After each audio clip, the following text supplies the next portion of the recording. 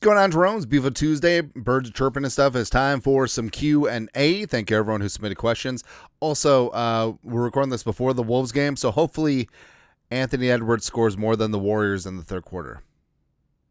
Not saying, I'm just saying. First up, who could it be? Who could it be now? Who is a forgotten Viking that you were excited about, but for whatever reason didn't pan out? Mine's Josh Robinson. Love the content. Josh Robinson, it's 2012? Third round corner out of Central Florida, I want to say. Yeah, Josh Robinson. So Josh Robinson, when Zimmer got here, had a couple of solid games. I think it was 2014. I think it was his first Zimmer's first year here. And Robinson was actually playing really well. But then I remember it was a game in Chicago when the Bears had Brandon Marshall and Alshon Jeffrey, and they just tortured him. Because Alshon and Brandon Marshall, both 6'4", 6'5", and above. Josh Robinson was 5'10". Just did not work out. My guy, of course, is Wyatt Davis, no matter what. 2021 third-round pick out of the Ohio State University, and he was a bad man at Ohio State, man. Anchor was there, outside zone was there, and I know a lot of people are creeped out about Donovan Jackson because of the Ohio State Wyatt Davis thing. Don't worry about it. Don't worry. Be happy.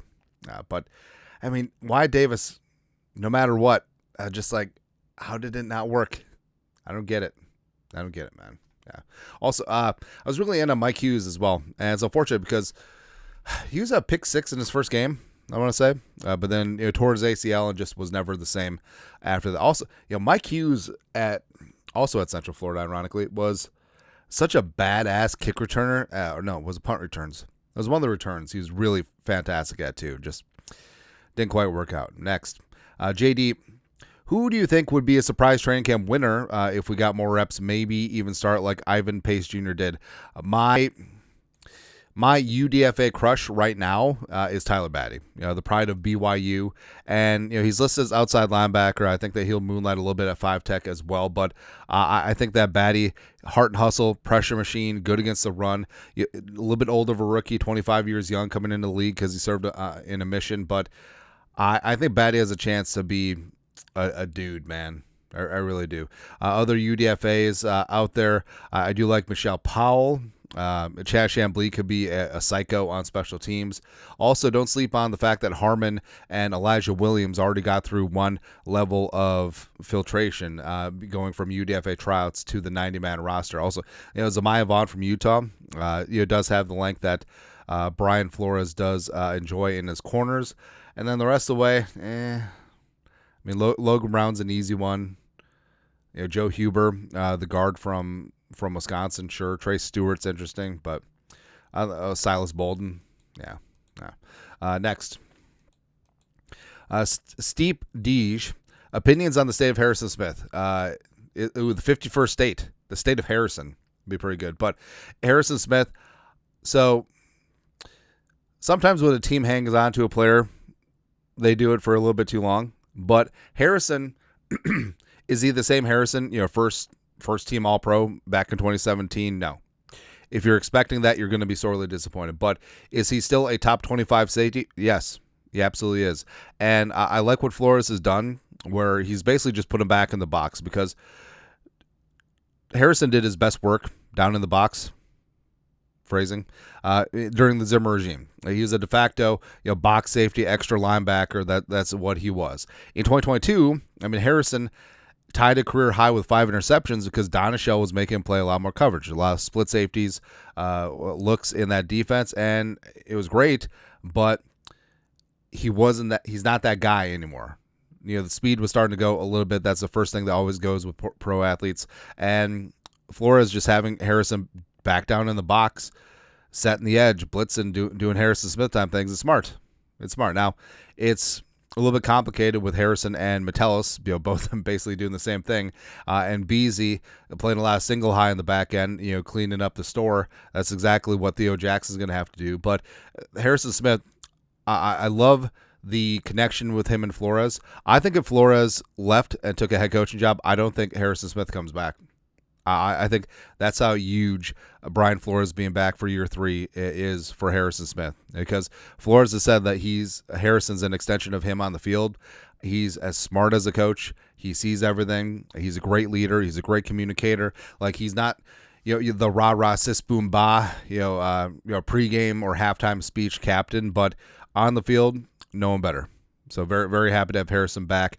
And this is not a Lifetime Achievement Award. He's still a very key contributor on the field. Absolutely, man. Next, Barca Barca Reacts. Nailed it. There you go. I was thinking Bar Care Acts. How long you been watching the Vikings? So, probably since birth. Given the fact that my dad and grandpa were huge Vikings fans, but the first season I remember had to be when I was 7, 8, somewhere in there, because Warren Moon came down as quarterback of the Vikings for 2 or 3 years. But I remember it because Chris Cott, which, by the way, what are these jerseys?